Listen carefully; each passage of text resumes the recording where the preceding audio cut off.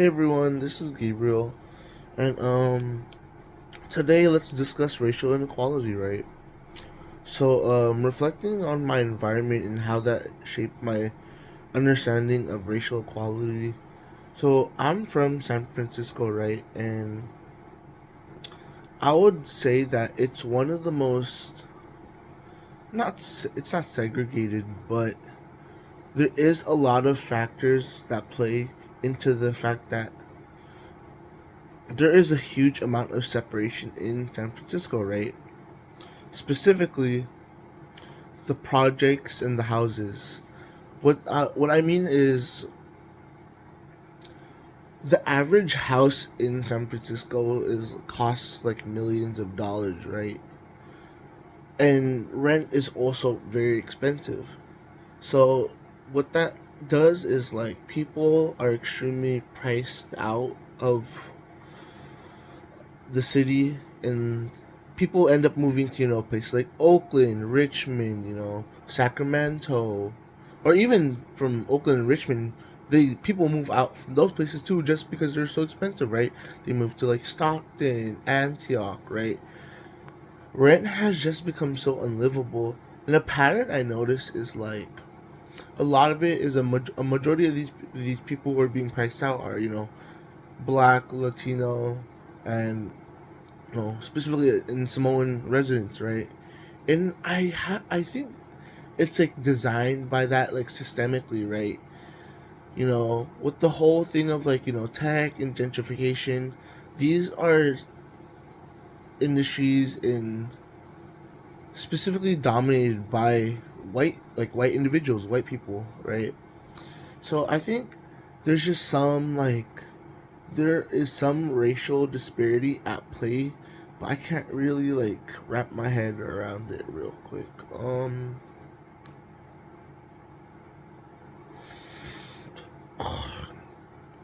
I think a big factor that plays into it is like definitely the years of like redlining and like racist institutional like and systemic like issues that like growing up you see like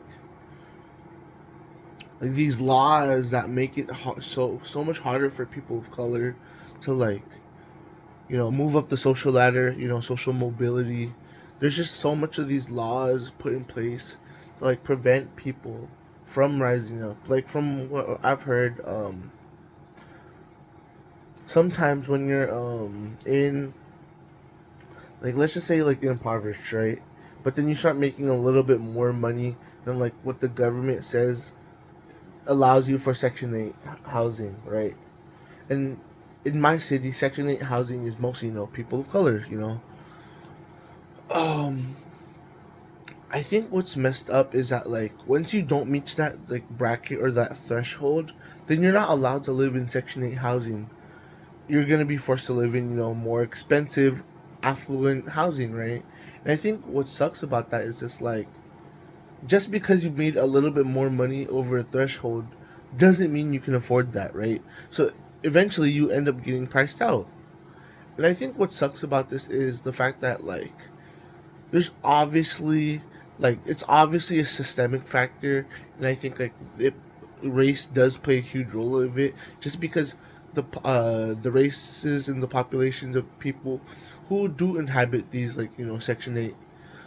And I think it's so sad because people who've already had like history and like generations of like people like living like families, right, are be end up eventually being priced out, and it's just it sucks.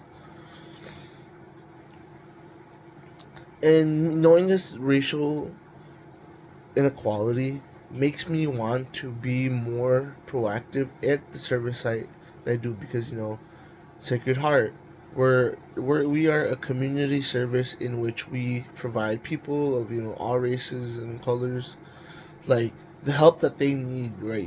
Whether it's via food, free tax help services, or things like educational programs, financial literacy, things that help people move beyond their social like ladder, and move.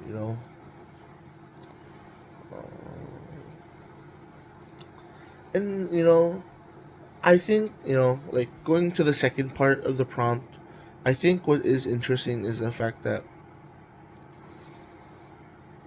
I think the causes for for racial inequality, because it's just been so like long, for like it's been happening for so long, like it's like laws, like redlining and stuff, and like policies that affect these people. Even though the policies might not be there, it still affects them to this day. The fact that like many people can't move on, like move up the social ladder because of like how how much like people have been like socialized towards these like laws. Like it's hard for people of color to like move into places like the Richmond, especially with like things like housing associations. Like it further like compounds the problem of like people not being able to move into more affluent areas because of like laws and stuff, and policy.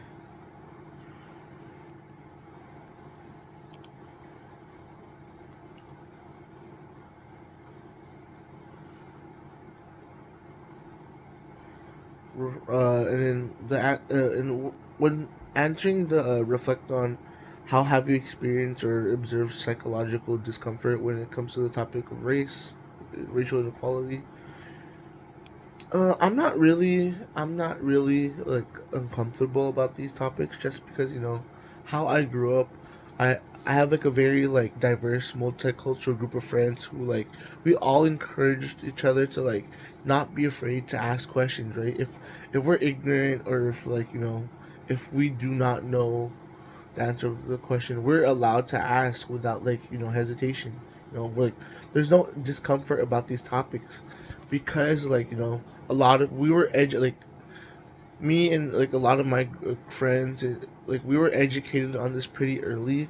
So it's like, oh, let's like, hey, like I could just always ask like, hey, how are you doing, like, oh, like what's going on with this, like in like, this community, what's going on with that community, you know so like I was always able to like I was like feel free to ask, type situations, so I've never been like this never made me like uncomfortable, I could always freely ask, so.